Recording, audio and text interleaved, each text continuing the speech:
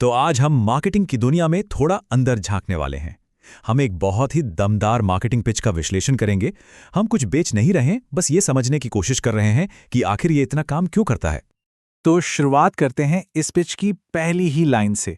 ये सिर्फ एक सवाल नहीं है, ये सीधा उस डर पर चोट करता है जो कई बिजनेस मालिकों के मन में होता है कि भाई अगर मैं ऑनलाइन नहीं हूं तो क्या मैं सच में एग्जिस्ट भी करता हूं। और बस यही सवाल पूरी पिच की फाउंडेशन सेट कर देता है। तो हमारा मकसद बिल्कुल सीधा है। हम इस पिच को परत दर परत खोलेंगे, इसके शब्दों को देखेंगे, इसके स्ट्रक्चर को समझेंगे और इसके पीछे जो इमोशंस छुपे हैं उन्हें पकड़ने की कोशिश करेंगे। तभी तो पता चलेगा कि लोगों के दिमाग पर इतना गहरा असर डालती कैसे है। तो इसको समझने के लिए हम एक बहुत ही क्लासिक मार्केटिंग टेक्निक का सहारा लेंगे। हम देखेंगे कि कैसे ये पिच एक मामूली सी सर्विस को एक बड़ी कहानी, अरे कहानी क्या, एक आंदोलन जैसा बना देती है। और ये सब होता है पीएस फ्रेमवर्क के दम पर। मतलब पहले प्रॉब्लम बताओ, फिर उस प्रॉब्लम से जुड़े दर्द को, डर को थोड़ा और कुरेदो और फिर बूम, अपना प्रोडक्ट सोल्यूशन की तरह सामने रख दो। चलिए देखते हैं कि इस पिच में ये कितनी सफाई से किया गया है। तो पीएएस का पहला कदम है प्रॉब्लम। देखिए, एक अच्छी पिच हमेशा एक ऐसी प्रॉब्लम से शुरू होती है जिससे लोग फौरन कनेक्ट कर पाएं, और ये पिच भी वही करती है। ये उस आम से डर को पकड़ती है जिसे कई छोटे बिजनेस ओनर्स रोज महसूस करते हैं। अब देखिए, ये पिच सिर्फ हवा में बातें नहीं करती, ये बिल्कुल असली परेशानियां सामने रखती है। सोचिए, एक हुनरमंद कारीगर है पर ऑनलाइन उसे कोई जानता ही नहीं, या एक फ्रीलांसर है जो बस फोन बजने का इंतजार कर रहा है। ये बातें सीधी लगती हैं, दिल को छूती हैं और इसीलिए तो इतना असर करती हैं। तो ये था पहला स्टेप, एक ऐसी प्रॉब्लम सामने रखना जिसे सुनकर हर कोई सोचे, अरे हाँ, ये तो मेरी ही बात हो रही है। और फिर आता है ये मोड़। ये कोई मामूली लाइन नहीं है, मार्केटिंग की दुनिया में इसे पेन लाइन कहते हैं। और यहीं पर पिच एक जनरल प्रॉब्लम से हटकर एक पर्सनल और अर्जेंट टेंशन बन जाती है।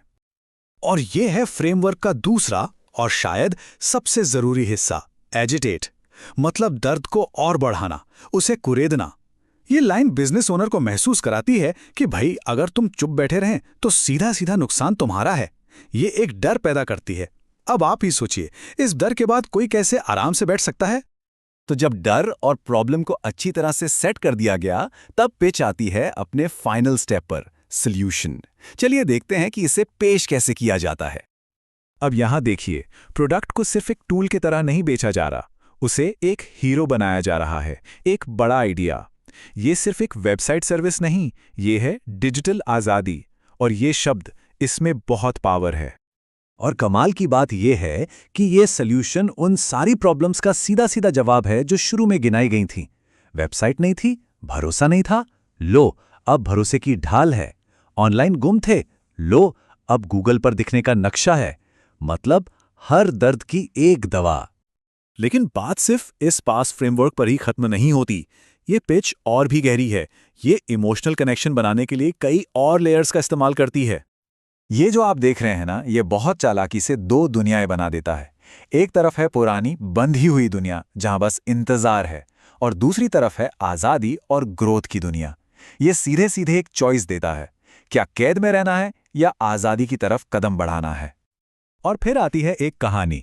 ये जो सिंपल स्टोरी मोमेंट है ना, ये सॉल्यूशन को ख्यालों से निकालकर हकीकत में बदल देता है। एक छोटे दुकानदार की ये कहानी हर उस इंसान से जुड़ जाती है जो बड़े सपने देखता है। इससे लगता है कि ये सिर्फ एक प्रोडक्ट नहीं, बल्कि सपनों को सच करने का एक रास्ता है।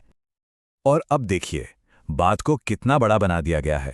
यहां प्रोडक्ट को सिर्फ बिजनेस से नहीं जोड़ा जा रहा, बल्कि उसे देश की पहचान, देशभक्ति की भावना से जोड़ा जा रहा है। मार्केटिंग की भाषा में इस टेक्निक को कहते हैं आइडेंटिटी एसोसिएशन। मतलब जब कोई ब्रांड खुद को किसी की गहरी भावनाओं जैसे देशभक्ति, परिवार या तरक्की से जोड़ लेता है, तो फिर वो रिश्ता सिर्फ खरीदने बेचने का नहीं रहता, वो एक इमोशनल बॉन्ड बन जाता है। चलिए अब आते हैं पिच के क्लाइमैक्स पर, वो हिस्सा जहां सारे इमोशनल धागों को एक साथ बुना जाता है और एक फाइनल दमदार मैसेज दिया जाता है। स्क्रिप्ट के ये लाइनें, जब आपका बिजनेस बढ़ता है तो आपका परिवार बढ़ता है, और जब छोटे बिजनेस बढ़ते हैं तो भारत बढ़ता है। ये बिजनेस को सिर्फ एक काम नहीं बल्कि एक पर्सनल और नेशनल मिशन बना देती हैं। अब बात सिर्फ पैसे कमाने की नहीं रह गई है।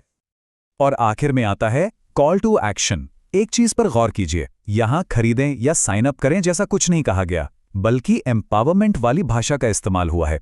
अपने सपनों को विजिबिलिटी दें। ये सुनने में एक सौदा नहीं, बल्कि खुद को बेहतर बनाने का एक कदम लगता है ना? तो हमने देखा कि ये पिच कैसे इमोशंस, डर और उम्मीदों का एक ज़बरदस्त कॉकटेल है। और ये हमें एक बहुत ज़रूरी सवाल के साथ छोड़ जाती है कि जब मार्केटिंग देशभक्ति और नेशनल आइडेंटिटी जैसी गहरी भावनाओं का इस्तेमाल करती है, तो मोटिवेशन और मैनिपुलेशन के बीच की वो बारीक सी लाइन कहाँ होती है? इस पर सोचिएगा ज़रूर।